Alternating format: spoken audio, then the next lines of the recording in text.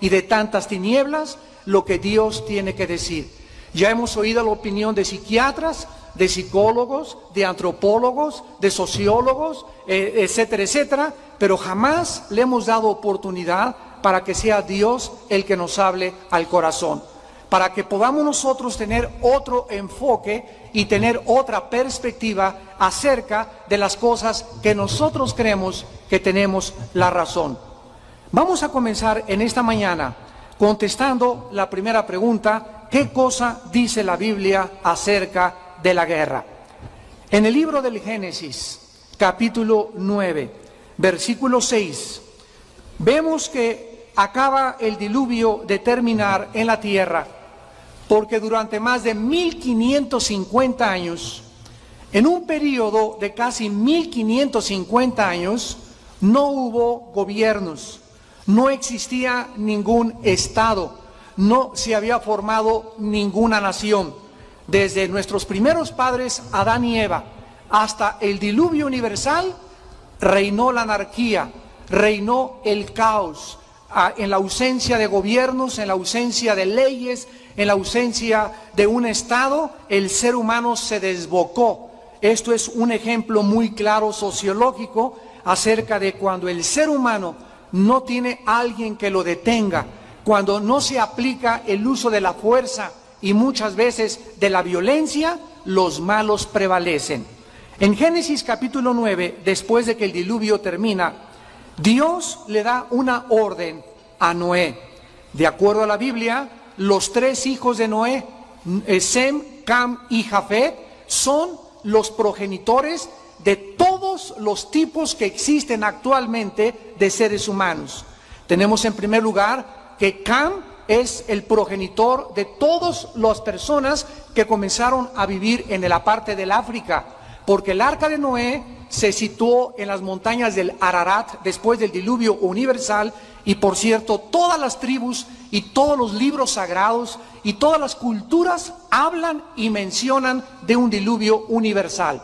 Así que cuando venimos a la Biblia, no estamos viendo mitos griegos, o no estamos viendo leyendas mexicanas, o cuentos o historias. Estamos abordando algo científico, arqueológico, antropológico, sociológico y de cualquier academia científica que existe.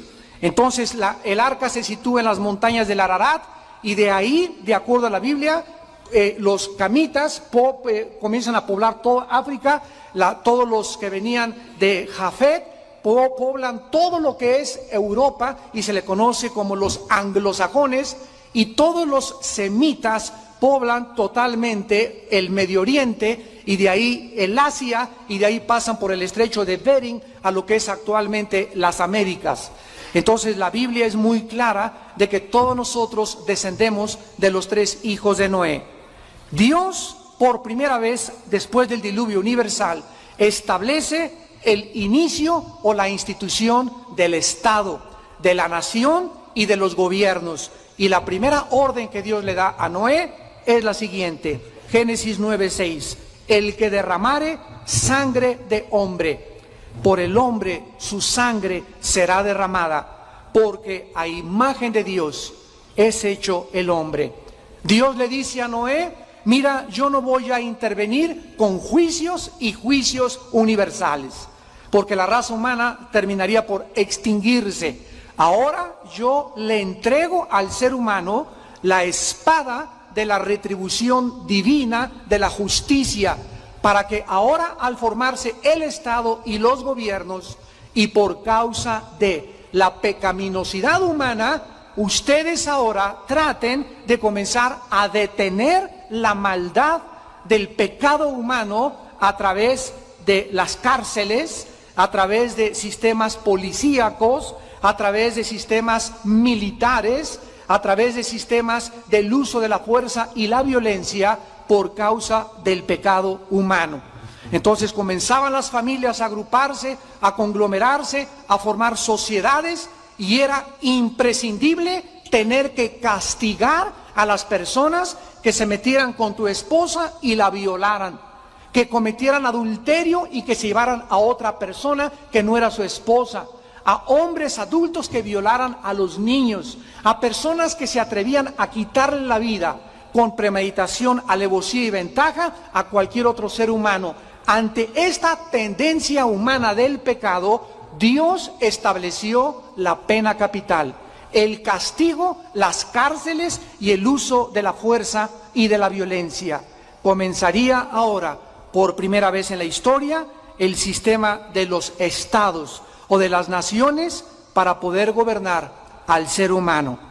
Pasó el tiempo y Dios, de todas las naciones que comenzaron a poblar el globo terráqueo, escoge a una nación en particular llamada Israel. Dios no escogió a los judíos porque fueran superiores, porque fueran mejores, sino todo lo contrario.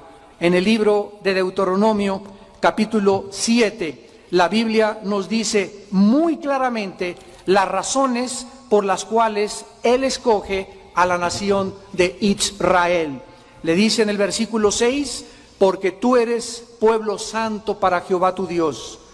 Dios tu Dios te ha escogido para hacerle un pueblo especial, más que todos los pueblos que están sobre la tierra.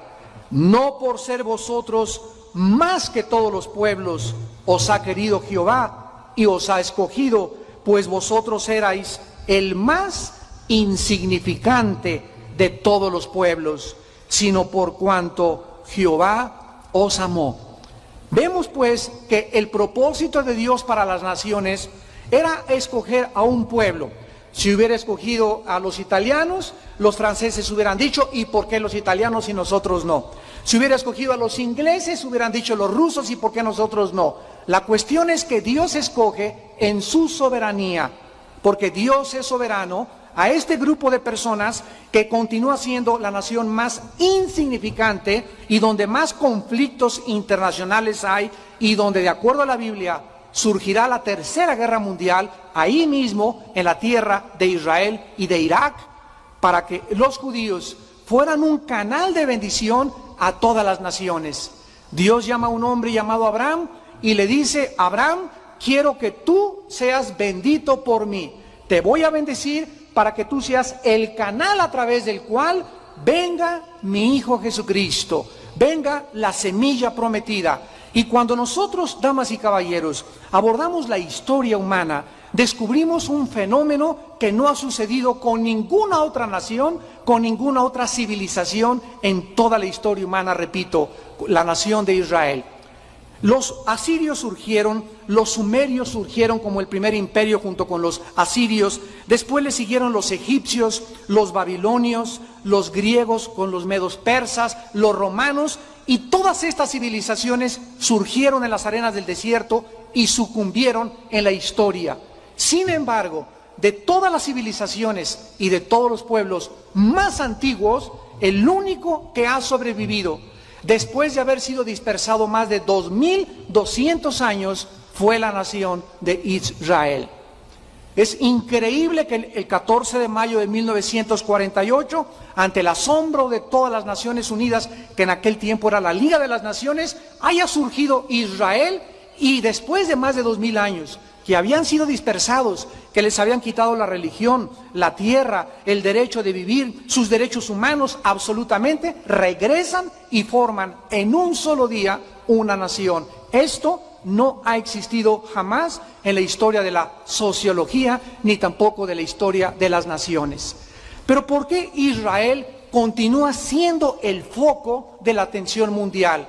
Porque Dios quiso que nosotros centráramos nuestra atención en este punto geográfico, repito, no porque sean mejores que los árabes, porque Dios ama también a los palestinos y a los iraquíes y a los jordanos, insisto, para que nosotros viésemos a través de esta nación las principales profecías cumplidas en la palabra de Dios.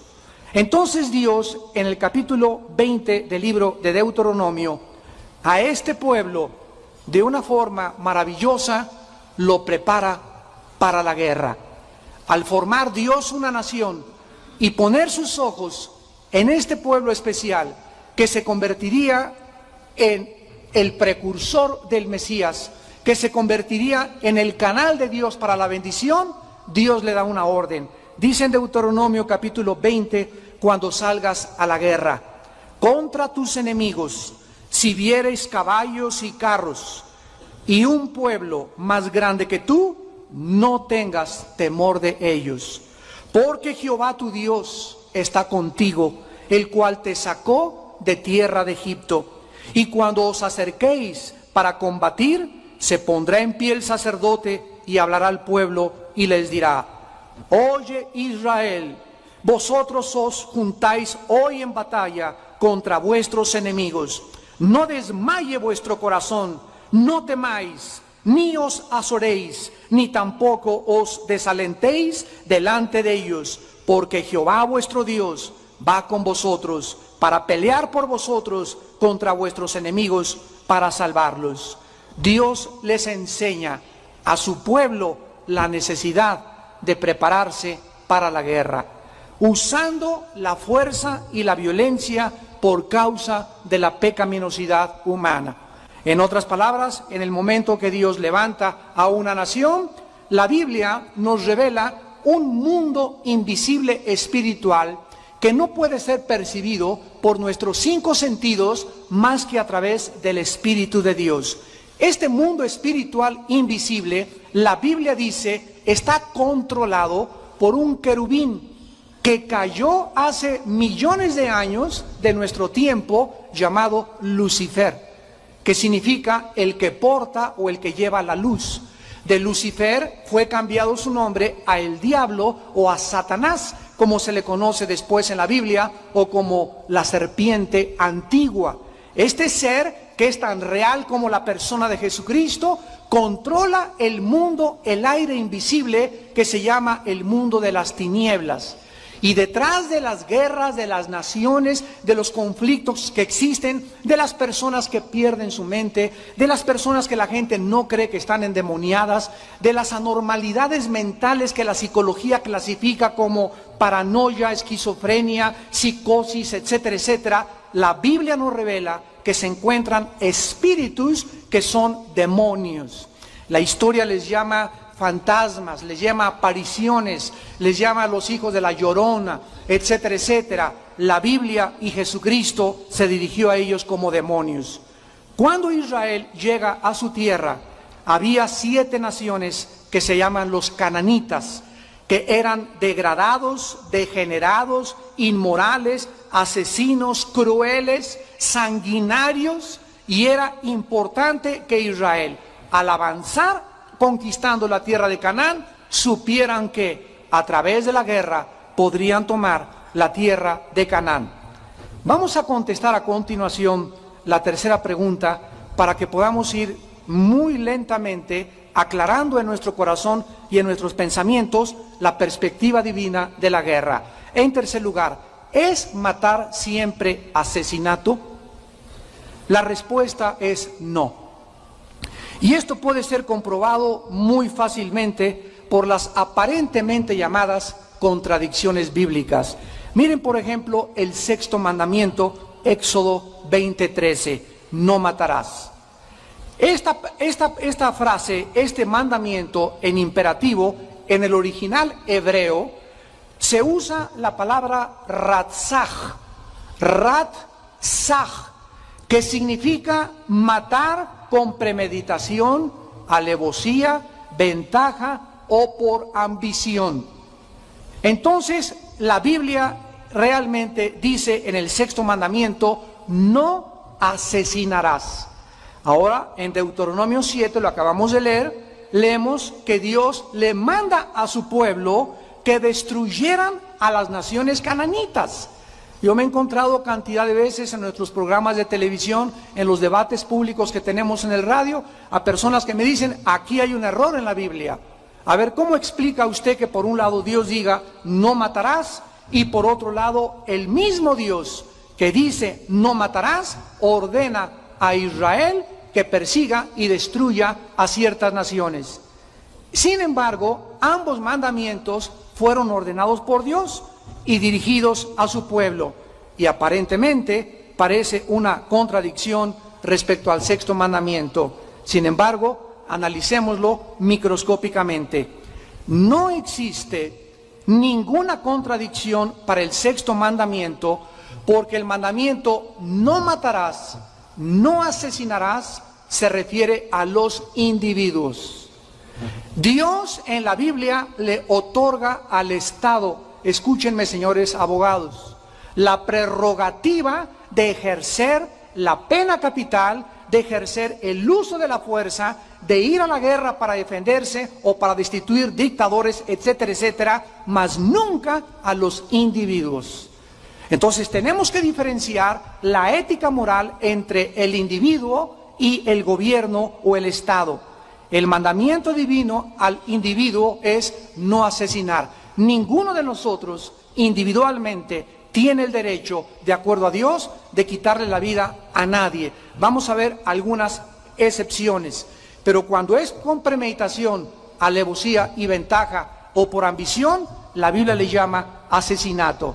Matar individualmente está prohibido, pero el Estado tiene la prerrogativa de Dios de usar el uso de la fuerza en las guerras para preservar la paz y la seguridad de sus ciudadanos.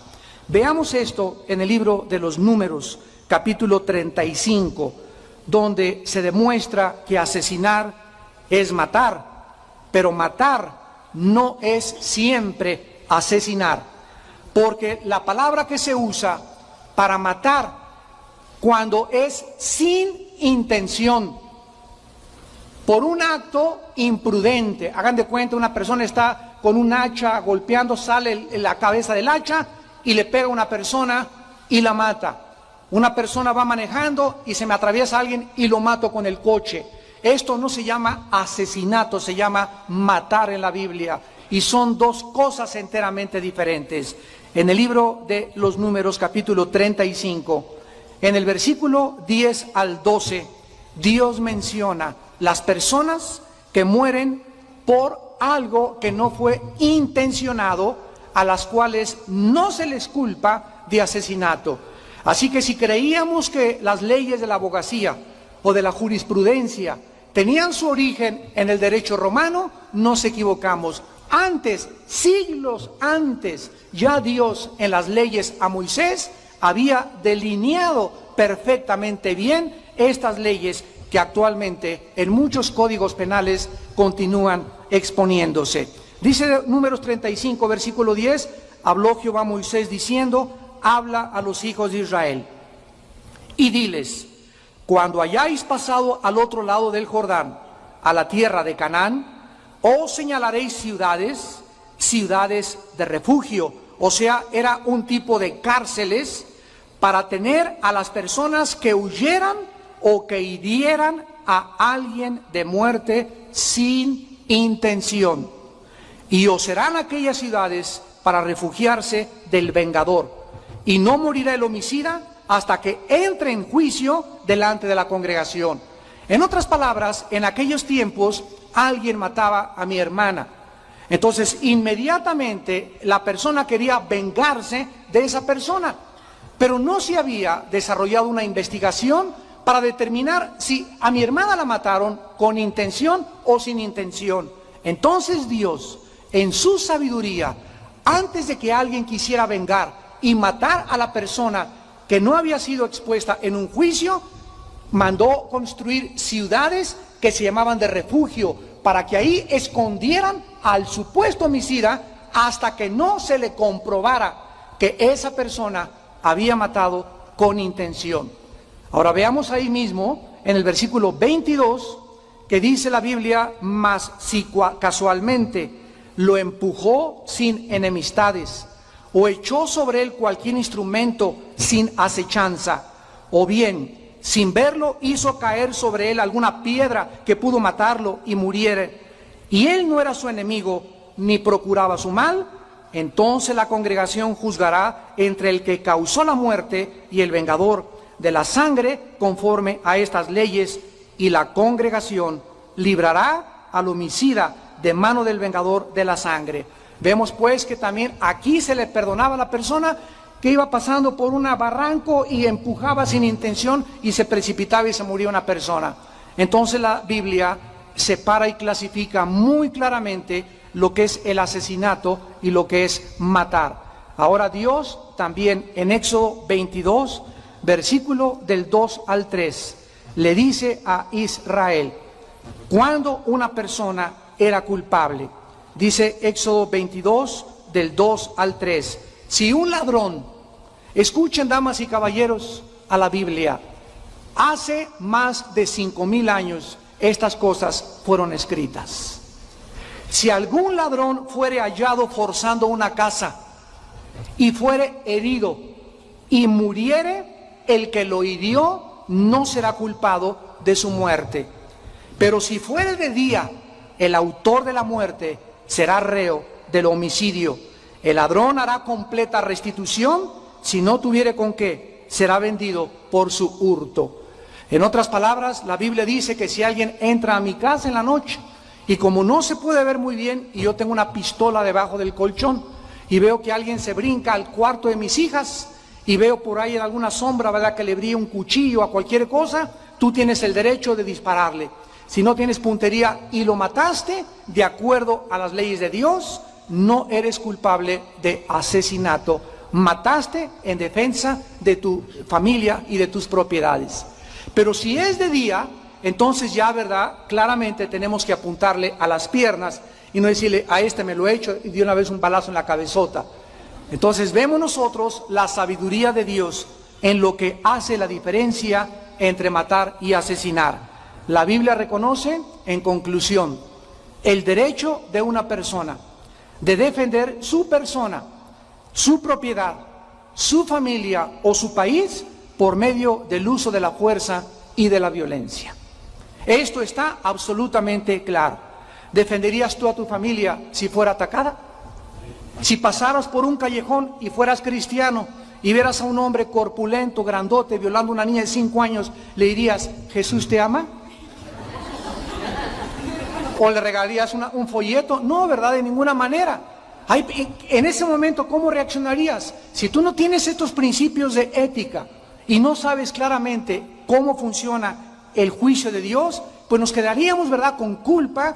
Maté a alguien, no lo puedo matar, ¿qué hago? En este caso, ¿qué dice la Biblia? La Biblia es muy clara. Si yo tengo una pistola y veo a esa persona, claro que desde día le disparo a las piernas o le doy un batazo, ¿verdad?, donde yo pueda, pero voy a salvar a la niña y voy a hacerle un daño físico a ese hombre por salvar la vida de una criatura. Lo mismo que si alguien, ¿verdad?, me quiere robar o me quiere asaltar y yo puedo defenderme, la Biblia dice que Dios nos dará el derecho de poder defendernos. Esto lo vamos a aclarar claramente cuando terminemos con las enseñanzas de Jesús. Muy bien, vamos ahora al libro de Romanos, los que hayan traído su Biblia, y veamos lo que la Biblia enseña. A la luz, esto es maravilloso, de lo que México está atravesando actualmente. En Romanos capítulo 13, versículos del 1 al 4, la Biblia establece el principio de la autoridad. En la Biblia hay 3 instituciones de autoridad. Una es dentro del núcleo de la familia. De acuerdo a la Biblia, en toda familia, el varón. 1 Corintios 11:3 es la cabeza de la mujer. No significa que mi esposa es mi esclava, ni mi sirvienta, ni que por eso la voy a tratar o oprimir psicológicamente, mucho menos abusar de ella físicamente. Un varón, ¿verdad?, no es macho. Un varón se porta varonilmente, viviendo sacrificialmente para la compañera que Dios nos ha dado como la madre de nuestros hijos. Entonces se ha malinterpretado esta autoridad y vamos a ver que así como en el hogar los varones han abusado de esta autoridad, lo mismo se ha abusado en el gobierno, y hay gobiernos autoritarios, totalitarios, fascistas, comunistas, nazistas, etcétera, etcétera, pero esto ya no es culpa de Dios. Es la libertad que tenemos para ejercer la autoridad de una forma medida o de una forma abusiva. Aquí en Romanos 13, la Biblia dice hace 2000 años, escrito por el apóstol San Pablo, sométase toda persona a las autoridades superiores, porque no hay autoridad sino de parte de Dios, y las que hay por Dios han sido establecidas.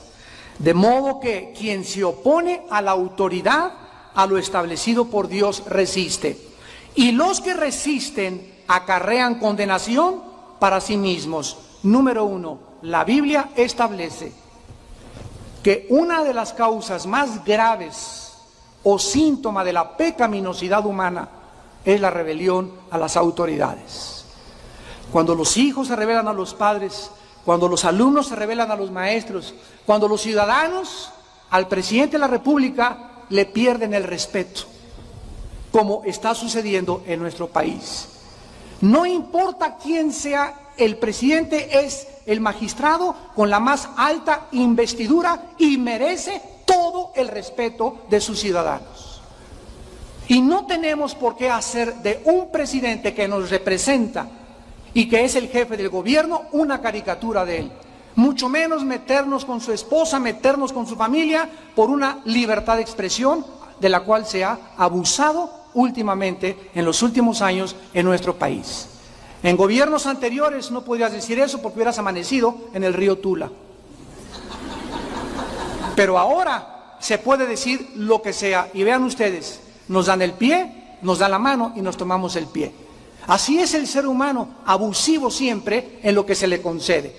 Dios pues nos muestra que debemos respetar y honrar a las autoridades. Y si las autoridades de alguna forma están en contra de algo o proceden equivocadamente, hay una manera justa, hay una vía legal para poder externarles nuestra contradicción y nuestro sentir, pero nunca abusar de una persona que es la autoridad y menos burlarnos de ellos. Pero es el grado a que los seres humanos han llegado en los gobiernos internacionales. Dice el versículo 3, porque los magistrados no están para infundir el temor al que hace el bien, sino al malo. ¿Quieres no temer la autoridad? Hazlo buena y tendrás alabanza de ella, porque es servidor de Dios para tu bien, pero si haces lo malo, teme. Escucha y subráyalo en tu Biblia, porque no en vano lleva la espada.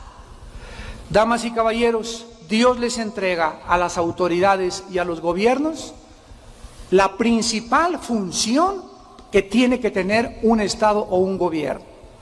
Un gobierno no fue puesto por Dios solamente para velar por la educación o el conocimiento, etcétera, etcétera. De acuerdo a la Biblia, la función principal de un gobierno es infundir el temor a los delincuentes y a los criminales. La función de un gobierno es tratar de demostrarle a las personas que no pueden hacer una manifestación por una vía que no es legal y abusar los derechos de las terceras personas, paralizar el tráfico, mandarnos 2 días por otra carretera para parar las carreteras federales, apedrear los comercios, y cuando el ciudadano se siente totalmente vulnerable, imposibilitados de poder defendernos, porque los únicos que nos pueden defender son aquellos que están dentro del gobierno. De acuerdo a la Biblia, el gobierno necesita usar la fuerza, necesita usar las macanas y duro, necesita usar los escudos y necesita usar gases lacrimógenos y necesita usar el ejército cuando se violenta la seguridad de los ciudadanos. Y cuando esto no sucede y se permiten en los gobiernos donde ya hay un caos, una confusión, donde ya la gente hace lo que le da la gana, donde un grupo de personas toman un edificio como el de los maestros y amenazan y casi los matan, ahí en ese momento se les rodea con soldados o con un ejército de granaderos y se impide que esto vuelva a suceder como una lección. Pero la cuestión es que muchas veces los gobernantes comienzan a tener temor de gobernar y aplicar la fuerza porque pierden popularidad. Todo tiene una causa en la Biblia y en la palabra de Dios. Entonces la Biblia nos muestra, ¿verdad?, que los gobernantes, los soldados, la policía, los oficiales autorizados que representan a un gobierno, están autorizados por la investidura que tienen del mismo gobierno de usar la fuerza y la violencia para proteger los derechos de los ciudadanos, capturar a los criminales y juzgarlos por sus crímenes. Perdonar a los criminales en el nombre del amor es la negación del amor al prójimo. Negarle a los criminales castigo es la negación del amor al prójimo. Eso no es amor, es sentimentalismo. Es exactamente lo mismo que con un hijo. Dice la Biblia que el que tiene un hijo lo disciplina y lo ama. Pero así como tú amas a tu hijo, mi amorcito, ¿cómo estás?, etcétera, etcétera, cuando el hijo violenta la disciplina, se avienta abiertamente en rebelión contra el papá, insulta a la mamá, el papá se saca el cuero, la vara y pum, pum, pum, 3 en las partes sin alma. ¿Por qué? Porque si no se hace eso, de acuerdo a la Biblia, el que detiene el castigo a su hijo aborrece. Nos damos cuenta cómo Dios no quiere que involucremos los sentimientos con la fe. Porque aunque mis sentimientos me dicen, no quiero castigar a mi hijo, no lo quiero golpear, eso es lo que me dicen mis sentimientos como padre. Dios me dice, lo necesita. ¿A quién le vas a creer? ¿Al psiquiatra, al psicólogo o a mi palabra? Y ahí es cuando nosotros actuamos conforme, no a lo que siento, no a mis emociones, sino a lo que dice la palabra. Y cuando tú actúas conforme a la palabra, Dios te respalda, te honra y te recompensa. Y te bendice grandemente, porque sin fe es imposible agradar a Dios. Cuando alguna nación extranjera entonces, ¿verdad?, o algún grupo de gente como terroristas atacan algún país, han violentado una institución establecida por Dios. En estos casos el gobierno ha atacado. El gobierno, el país, la familia, el individuo que ha sido agraviado, tiene el mandato divino de defenderse contra aquellos que resulten responsables, aun cuando fuere necesario usar una guerra en contra del terrorismo. En otras palabras, Dios le delega la autoridad a la autoridad civil temporalmente para que los gobiernos tengan y usen este derecho de impedir que la maldad se multiplique. Este poder, otorgado por Dios, es por causa de su misericordia. De otra manera, los malos dominarían el mundo. ¿Quién los detendría si no fuera a través de macanazos, de cárceles, de escarmientos y de castigos? ¿Quién puede detener una ola de secuestros como la hay en México hasta que no se eleven las penas del Código Penal y se le dé 50 años o cadena perpetua a una persona principalmente que secuestre a un menor de edad? Hay casos que si no se aplica todo el poder y el brazo de la ley, las normas de la justicia, de la moral, comienzan a relajarse en un país y comenzamos a ver las consecuencias de los juicios de Dios. Esta es la razón, ¿verdad?, por la cual una guerra justa es una expresión de la justicia divina. Abandonar la justicia en el nombre de la paz no es un acto de amor, sino una negación a amar a nuestro prójimo como a nosotros mismos. Entonces, salir a la calle y decir, por favor no le hagan nada a Saddam Hussein, es lo mismo que antes de la Segunda Guerra Mundial, pasar por las calles y decir, por favor no le hagan nada a Hitler. Déjenlo, pobrecito, miren que al ratito se va a componer. ¿Qué hubiera pasado si en aquel tiempo no se hubiera levantado Estados Unidos, Winston Churchill, primer ministro de Inglaterra, Rusia con José Stalin, que apoyó también la guerra, y los demás países, y hubieran dicho, vamos a dejar a este hombre? Si no hubieran intervenido, el Tercer Reich se hubiera expandido por toda Europa y tal vez el mundo entero, porque es lo mismo que el anticristo va a hacer. Pero sin embargo, en la última guerra de Irak, nosotros vimos por muchos años en la historia que nunca se habían levantado tantas manifestaciones en contra de la guerra. ¿Quién no odia la guerra? Todos odiamos la guerra. Acabamos de ver un testimonio de lo que la guerra hace. Vuelvo a repetir, desgraciadamente, la falacia más grande que existe es creer que a través del pacifismo se pueden solucionar los problemas humanos. La historia y la Biblia nos dice lo contrario. Desgraciadamente, no vivimos en un mundo de amor. No vivimos en un mundo de Blancanieves, ni de Robin Hood, ni de Peter Pan, donde peace and love, only need is love, como cantaban los Beatles, ¿verdad? Todo lo que necesitamos es amor. Esto es una canción virtual, utópica, ¿Por qué? Porque eso sería real en un mundo donde existiera el amor. Pero el mundo en el que vivimos, damas y caballeros, no es un mundo donde existe el amor.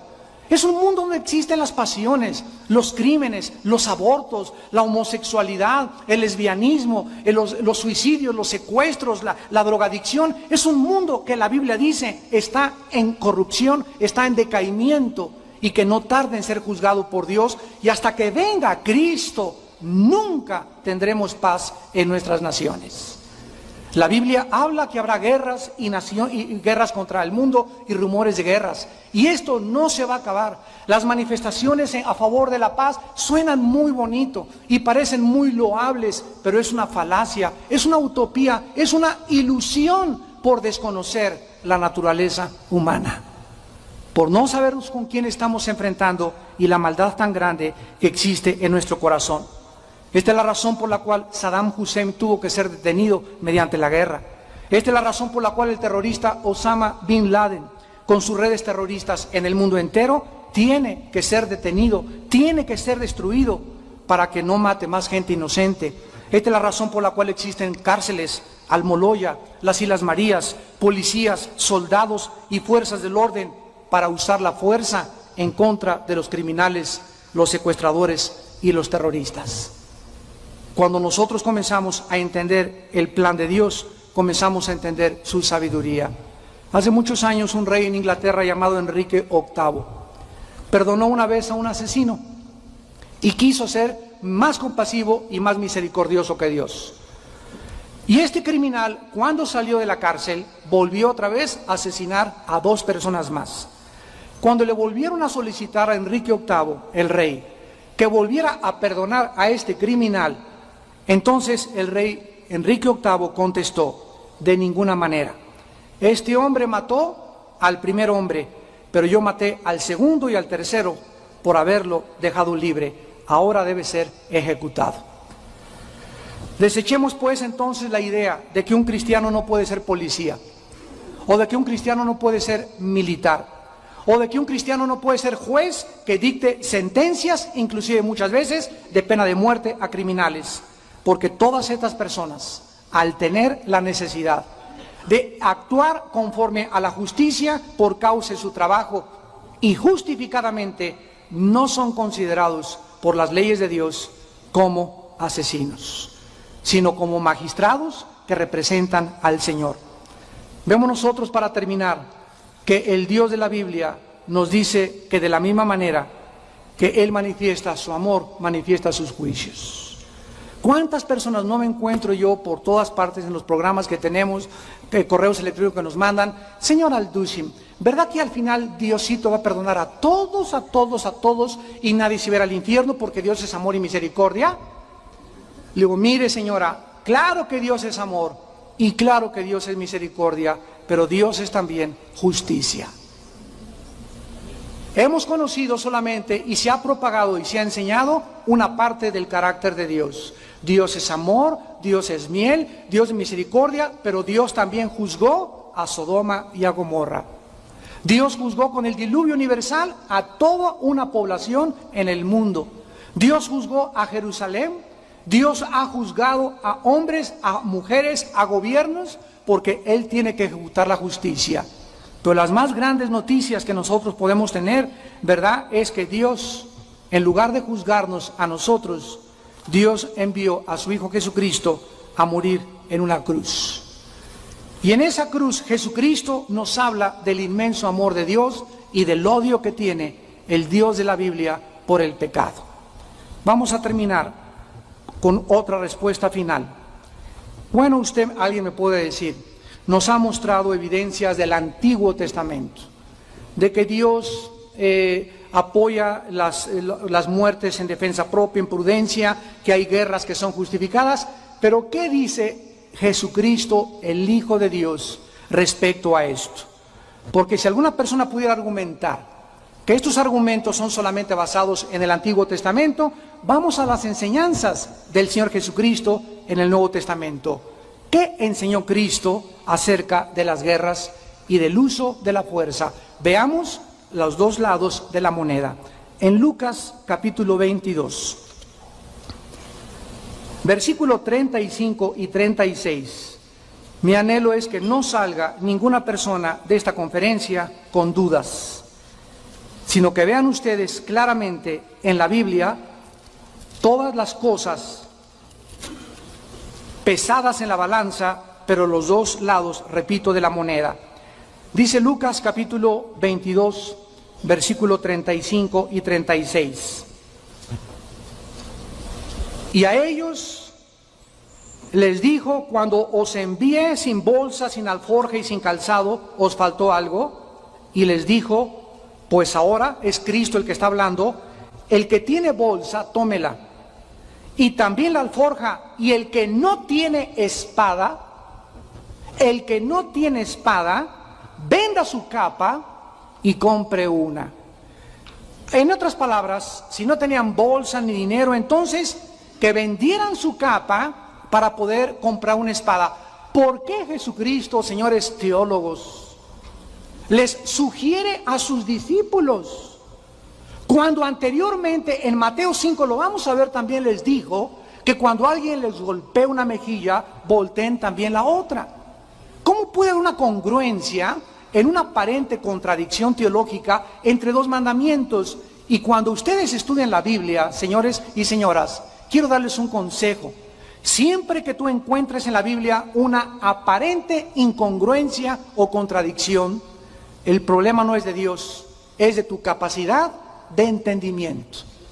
Siempre el problema seremos nosotros, porque tenemos tantas nubes obscuras que han bloqueado nuestra razón y nuestro entendimiento, que nuestro juicio, nuestro discernimiento no es transparente ni claro a la luz del entendimiento y la sabiduría de Dios.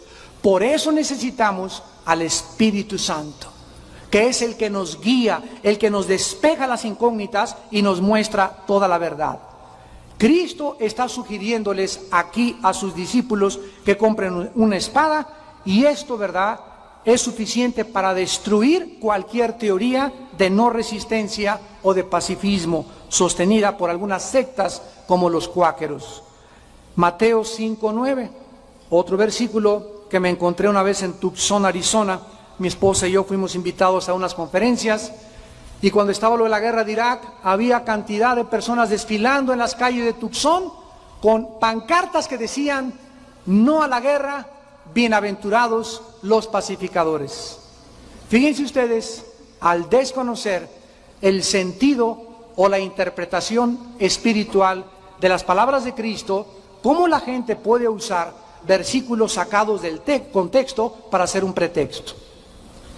Cuando dice en Mateo 5:9, bienaventurados los pacificadores, alguien podría argumentar, repito, que este versículo es para defender el pacifismo. Sin embargo, Cristo comenzó el sermón de la montaña en Mateo 5:17: yo no he venido para abrogar la ley, he venido para cumplirla. O sea, Cristo no vino a agregarle más, sino a enseñarnos el verdadero significado de la Torah o de la ley mosaica. O sea que el Señor no venía a abolir los principios espirituales del Antiguo Testamento, sino a ampliarlos y a darles el significado espiritual correcto. La palabra pacificadores, apúntalo por favor en el original griego, es la palabra eireno poíos, y significa los que llevan a otros a la cruz para hacer la paz con Dios, por haber hecho esta persona primero la paz con Dios en su conversión. ¿Quiénes son los pacificadores? Las personas que ganan a las almas para el reino de Dios. Cuando yo me encuentro al lechero, al panadero, al chofer, a un policía, a un soldado, el otro día que estuvimos ahí en Los Pinos, ¿verdad?, junto a la oficina del presidente Fox, estábamos hablando con unos militares de las guardias presidenciales, y yo les decía: ustedes necesitan entender que en cualquier momento pueden morir, con los policías, con los soldados, con los marinos, con cualquier persona, y tú necesitas ir a una cruz. En esa cruz Dios hizo la paz contigo mediante la muerte de Jesucristo. Si yo logro que esa persona sea llevada a la cruz, me convierto en un pacificador.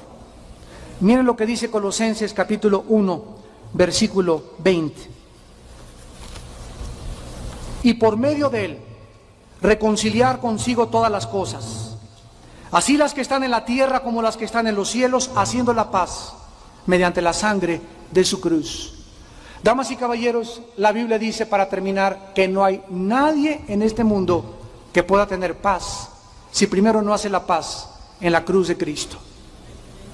Tú no puedes tener paz con tu esposa, paz con tu familia, paz con tus cuñados. La historia del mundo es historia de guerras. De acuerdo al Instituto para la Investigación de la Paz,